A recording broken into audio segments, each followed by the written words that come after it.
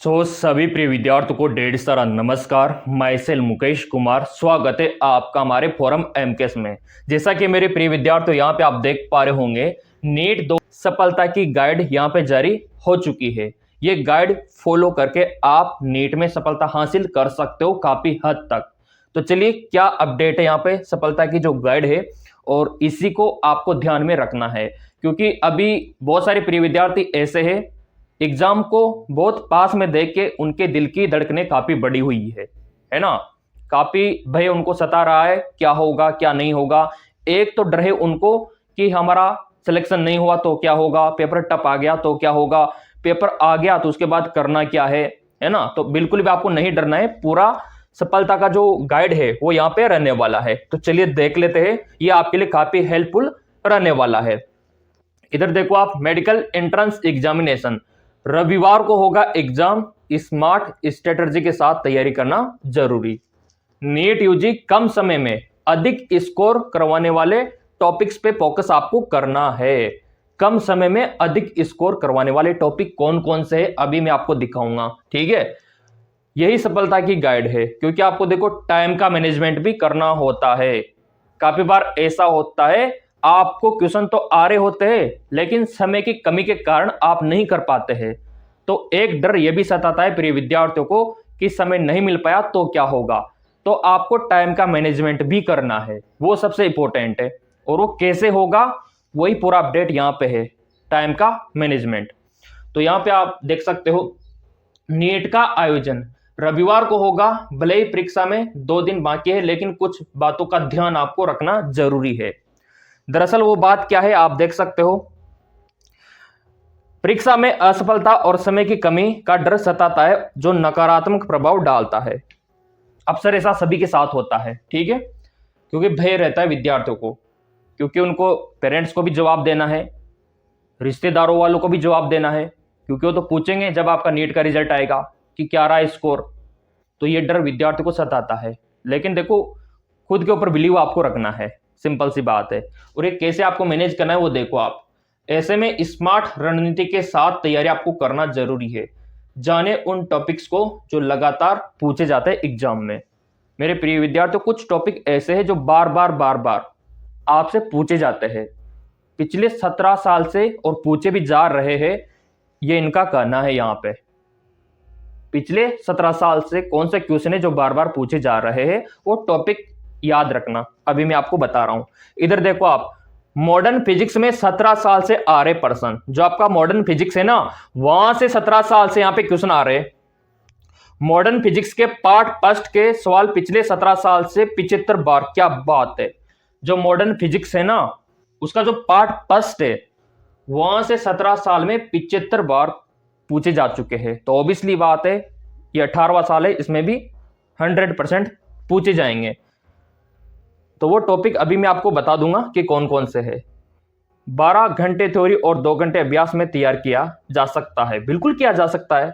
अगर आपको कुछ टॉपिक बता दे तो 12 घंटे में आप कर सकते हो, ठीक है। मैग्नेटिक्स में लॉ ऑफ मोशन याद रखना, मैग्नेटिक्स में law of motion, work energy power, और सर्कुलर और रोटेशनल मोशन जैसे टॉपिक से आपको अपनी नींव मजबूत करनी होगी। काफी ज्यादा क्वेश्चन पिछले 17 साल से पूछे जा रहे हैं यहां से बार बार, ठीक है।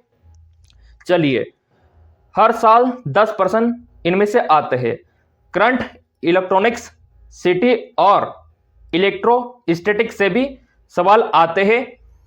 रे और वेव ऑप्टिक्स से डायग्राम और फॉर्मूला आधारित सवाल आते हैं। थर्मोडायनेमिक्स, सेमीकंडक्टर और कम्युनिकेशन सिस्टम को भी कम समय में तैयार किया जा सकता है। ये जो आपके चैप्टर है ना फिजिक्स के, सेमीकंडक्टर और कम्युनिकेशन वाला लास्ट में, और थर्मोडायनेमिक्स, हर बार क्वेश्चन बनता है और इस बार भी बनेगा काफी ज्यादा क्वेश्चन। तो इन टॉपिक को थोड़ा मजबूत आप कर लेना, मतलब समय देना इनको पढ़ने के लिए। इतना सा हो गया। चलिए, केमिस्ट्री में क्या है, केमिस्ट्री में बॉन्डिंग्स और पीरियोडिक टेबल का अहम किरदार यहां पे रहने वाला है।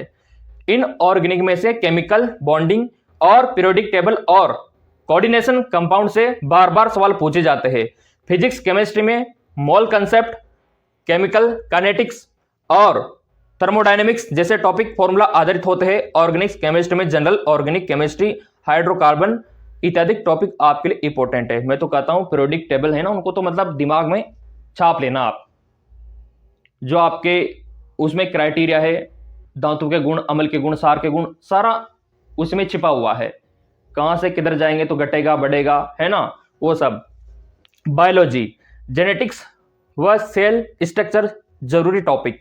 बॉटनी में genetics, cell structure, plant physiology और बायोटेक्नोलॉजी कॉन्सेप्ट आधारित है। छात्र इनसे अच्छा स्कोर कर सकते हैं, बिल्कुल कर सकते हैं। और मैं तो कहता हूं सबसे पहले पेपर जो आपको मिलेगा उसमें यही करना है आपको। सबसे पहले बायोलॉजी में जूलॉजी को पकड़ना है पहले, क्योंकि बच्चे क्या करते हैं, देखो सबका कोड अलग अलग हो सकता है। किसी को फिजिक्स पहले मिलेगा, किसी को केमिस्ट्री पहले मिलेगा और किसी को बायो पहले मिलेगा। तो विद्यार्थी क्या करते हैं, किसी को मान लो फिजिक्स पहले मिल गया ना, तो वो पहले उसी को करना शुरू कर देते हैं। यह सबसे बड़ी गलती है, ये आपको नहीं करना।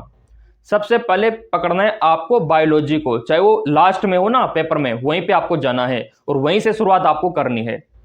क्लियर? अच्छा स्कोर कर सकते हैं। इकोलॉजी सबसे अधिक पूछा गया टॉपिक है, इकोलॉजी को मजबूत कर लेना। इकोलॉजी टॉपिक को एनसीईआरटी से सीधे सवाल आते हैं। देखो बायो में तो क्या है, सारे सवाल एनसीईआरटी से पूछे जाते हैं। अगर आपकी एनसीईआरटी की हर एक लाइन क्लियर है ना, तो 100% आप वहीं से क्वेश्चन और आंसर आराम से कर सकते हो। ठीक है? जूलॉजी और ह्यूमन फिजियोलॉजी से नर्व सर्कल, जो आपका तंत्रिका तंत्र है, अधिक वेटेज रहता है वहां से। रिप्रोडक्शन, बायोमोलिक्यूल, तो मेल और फीमेल रिप्रोडक्शन को मजबूत कर लेना बोला इन्होंने। ठीक है? प्लांट का हो और डाइजेशन, जो पाचन तंत्र है, रेस्पिरेटरी सिस्टम है, थोड़ा मजबूत कर लेना, तैयारी का भी और आपका भी। तो ये फिजिक्स का मैंने टॉपिक बताया, केमिस्ट्री का बताया, बायोलॉजी का बताया। बार बार क्वेश्चन यहां से पूछे जाते हैं इन टॉपिकों से, तो इनको थोड़ा मजबूत कर लेना। और बहुत आसान है, देखो अगर आप पहले बायो को पकड़ोगे, क्योंकि आपको पता है ना बायोलॉजी नीट पेपर का 50% तो यही है बायोलॉजी, बाकी तो 25% है आपका तो फिजिक्स केमिस्ट्री। तो बायो तो आपका 50% हिस्सा तो इसी ने घेर रखा है। तो वो बात देखो ना आप, बच्चे का कॉन्फिडेंस तो यहीं से आ जाता है। जो आपका फेवरेट विषय है, बच्चा क्या फिजिक्स और केमिस्ट्री, तो इनमें जो थ्योरेटिकल टॉपिक है, नॉन न्यूमेरिकल टॉपिक, तो उनको कर दोगे तो सिलेक्शन तो पक्का आपका वहीं हो रहा है ना।